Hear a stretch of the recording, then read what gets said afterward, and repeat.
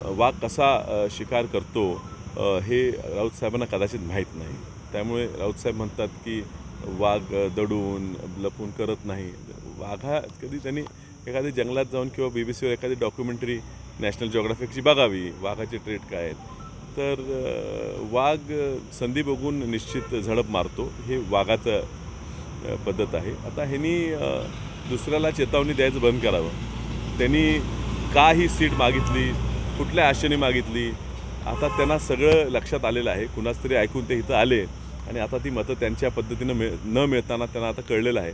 म्हणून कुठेतरी कुणाला ते चॅलेंज करायचं, काहीतरी करायचं, शेवटचा म्हणजे अगदी डेस्परेट अटेम्प्ट जो म्हणतो तो त्यांचा चालू आहे. त्यांनी आता विनंती मी त्यांना करतो, मी राऊत साहेबांना आदरपूर्ण विनंती करतो की ह्या निवडणुकीत मी खूप प्रयत्न केलेला आहे की तुमच्यावर, तुमच्या पक्षावर, आपल्या नेत्यांवर मी कुठलीही टीका करू नये. कारण तुमची गरज इतर 47 मतदारसंघात आहे आणि इतर 47 मतदारसंघात तुम्ही जर एवढी शक्ती ही सांगलीत पडणाऱ्या सीटच्या मागे न लावता लावली तर कदाचित इतर 47 जागात काँग्रेस किंवा महाविकासच्या जागा जास्त वाढतील. तर विनंती आहे, तुम्हाला यश मिळालं भांडून तिकीट मिळवण्यात, पण निवडणुकीत मतं मिळण्यात तुम्हाला यश मिळणार नाही आहे. ही ताकद आता तुम्ही दुसरीकडे वापरायला सुरू करा. तर विश्वजित कदम वाघ आहेत आणि वाघ राहतील. ह्या निवडणुकीचा निकालात त्याशी काही संबंध नाही.